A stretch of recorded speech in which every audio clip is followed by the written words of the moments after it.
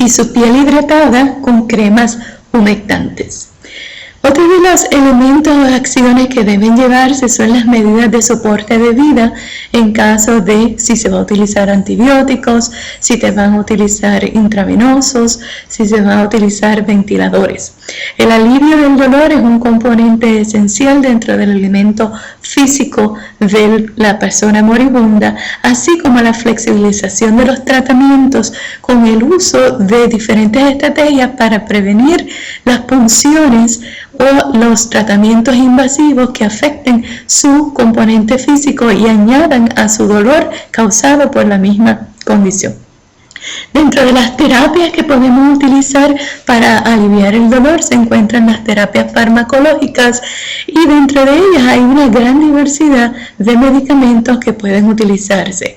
Están los no opioides o medicamentos que no causan sedación si nos producen alivio del dolor, como está el acetaminofén que se obtiene en la farmacia o los antiinflamatorios no esteroidales como la aspirina, el ibuprofeno, el naproxen y el Celebrex. Por otro lado, existen sedantes aún más fuertes, medicamentos para aliviar el dolor más fuertes como los opioides. Y los opioides, el problema de estos medicamentos es que van a causar sedación, el paciente va a estar adormilado o letárgico, causando que entonces no pueda comunicarse con sus seres queridos, de tener algo que comunicarles o de necesitar esa unión o esa cercanía de los últimos días. En adición a esto, estos poseen unos efectos adversos, como algunos de ellos pueden producir estreñimientos o diarrea, retención urinaria, dificultad respiratoria y la sedación que acabamos de mencionar.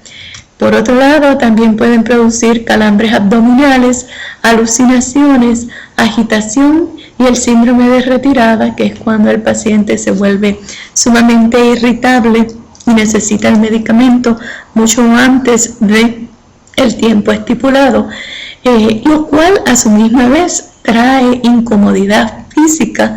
Hay que tener mucho cuidado con los medicamentos que se utilizan para no aumentar el sufrimiento físico del paciente moribundo. Las terapias adyuvantes son otras terapias que pueden utilizarse también como medicamento para aliviar otras sintomatologías que va a estar presentando el moribundo, como los antidepresivos para aliviar la depresión, los anticonvulsantes para prevenir convulsiones o para mejorar su sistema nervioso, anestésicos locales para aliviar el dolor, corticosteroides para reducir la inflamación, baclofen para reducir los espasmos que producen dolor y el capsaicin como medicamentos también contra el dolor. Cuando ya el paciente se encuentra más avanzado en su proceso de muerte, físicamente podemos promover periodos de descanso no interrumpidos, colocar a ese paciente en una posición semisentada para que el peso de los órganos que se encuentran en el abdomen por gravedad bajen y capaciten a esa persona para respirar mejor. Igualmente lo podemos colocar de lado y ponerle un abanico dirigido a la cara a baja velocidad, y esta estrategia va a aliviar la sensación de hambre de aire que tiene la persona. Hay que evitar a un máximo las terapias invasivas, hay que promover un ambiente tranquilo, y cabe señalar que hay una diferencia entre un ambiente lúgubre y un ambiente tranquilo. Un ambiente lúgubre es un ambiente de funeraria, un ambiente tranquilo es un ambiente donde no haya niños gritando, brincando, saltando sobre la cama del paciente, pero sí puede haber luz, sí puede haber movimiento, sí puede haber música. También debe coordinarse el ajuste de las dosis de medicamento, porque usualmente en la etapa activa de la muerte la persona se reduce su sensación del dolor. Por lo tanto, si ajustamos la dosis de medicamento, el paciente va a estar más alerta y puede comunicarse con las personas que son sus seres queridos. Hay que determinar quiénes van a estar presentes en ese momento de la muerte, dado que muchos de los sobrevivientes tienen ideas diferentes y igualmente el paciente no quisiera digamos que su esposa estuviese presente en ese momento de transición. Así que para poder hacer esta determinación tenemos entonces que conocer cuáles son los signos y síntomas inminentes de muerte y actuar en la medida en que estos se vayan presentando y en la medida en que las personas nos hayan expresado su deseo de estar o no estar en este proceso de muerte. Dentro de los signos y síntomas de muerte inminente se encuentran subdivididos a base de los diferentes sistemas del cuerpo. En el sistema musculoesqueletal va a haber una relajación muscular, la mandíbula se abre, las mejillas y ojos se hunden, la persona adquiere una composición cadavérica, hay una dificultad para hablar o expresarse. En la piel puede ponerse de diferentes colores, puede ponerse pálida como el color de una vela blanca, puede ponerse azulosa o grisácea como el niño en la figura.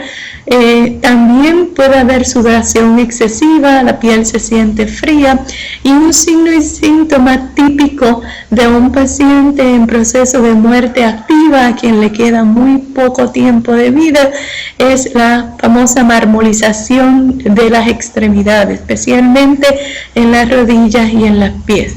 Este es un proceso donde la piel adquiere un patrón similar a una loseta de mármol que puede verse en el dibujo anexo a esta información.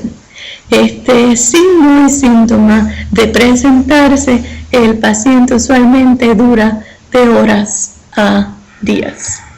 En el sistema nervioso, el paciente se queja de visión borrosa y pide constantemente que le limpien los espejuelos.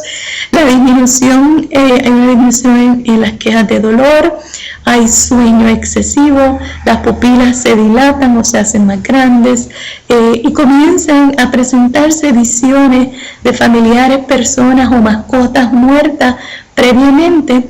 Inclusive el moribundo trata de elevar sus manos para alcanzarla. Podría haber fotosensitividad, en otras palabras, la persona le molesta la luz, y podría haber irritabilidad o hipoactividad. La persona se mueve poco y se encuentra cada vez más aletargada. En el sistema circulatorio hay dificultad para sentirse el pulso y la presión, o estos se vuelven sumamente irregulares. En el sistema respiratorio, las respiraciones se vuelven superficiales, ruidosas o dificultosas, y aparece lo que comúnmente conocemos como estertores o gargajeo de la muerte, que es un sonido que se produce por las secreciones que se acumulan en la garganta. En los audios que se presentan luego de este video, se encuentra un ejemplo de cómo suena un estertor de la muerte, y usted podría ir allí para escucharlo y poderlo reconocer propiamente. De igual forma puede presentarse el gasping, o lo que se conoce como hambre de aire, y cuando este signo está presente, el paciente le queda muy poco de vida. En el sistema urinario y gastrointestinal puede haber falta de apetito. La orina se concentra, en ocasiones puede verse hasta color Coca-Cola, hay incontinencia fecal y puede haber incontinencia urinaria. Dentro de las estrategias también de intervención que podemos llevar a cabo en el cuidado físico del paciente va a ser la educación en salud a tanto el moribundo como las sobrevivientes, y los áreas a evaluar o a educarse son cambio de posición, la alimentación correcta, la transferencia correcta sin causarle daño al paciente, cómo bañar a un paciente moribundo, el cuidado a sus heridas, la administración de medicamentos, el manejo de equipos a los que éste puede estar conectado, el cambio del pañal, el manejo de signos y síntomas como las náuseas, los vómitos, el dolor, la prevención de caídas, el proceso de muerte como tal, y técnicas de relajación y meditación. También hay que identificar las necesidades de salud de los cuidadores primarios y estimular el descanso y el relevo de estos cuidadores primarios, puesto que muchos de ellos se dedican tanto al cliente que olvidan sus propios cuidados físicos. Es importante conocer también dentro del proceso de muerte que existen una serie de concepciones erradas acerca de la muerte. Cuando hablamos de muerte activa, en otras palabras, en los últimos momentos de vida, quizás horas, quizás días, el paciente o el moribundo se beneficia del retiro de los alimentos. Entiendan bien que bajo ningún concepto estoy promoviendo el que a un paciente no se le alimente y dejarlo morir por eutanasia activa. Estamos hablando del retiro de los alimentos de un paciente que ya se ha ido apagando poco a poco y ya ni siquiera puede ingerir esos alimentos.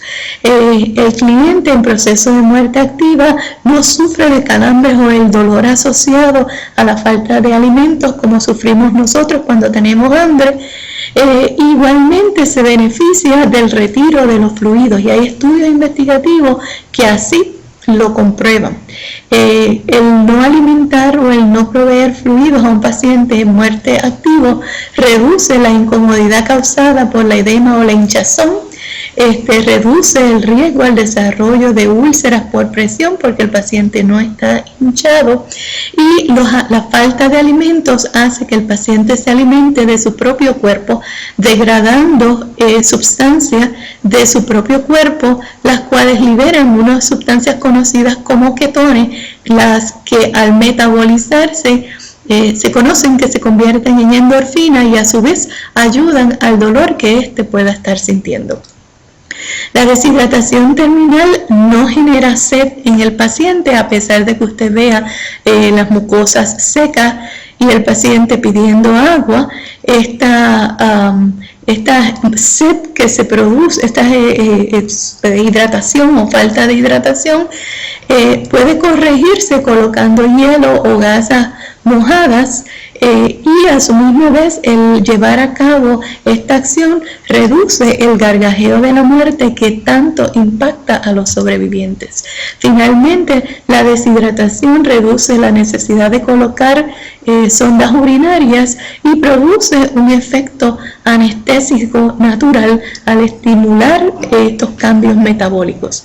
También mantiene al paciente psicológicamente accesible porque tiene menos tubos y la familia o los sobrevivientes pueden o se sienten que el paciente está natural y se atreven a tocarlo, abrazarlo, hablarle y besarle, contrario a si está lleno de tubos que les impactan y les temen acercársele por causar daño. Muchas gracias.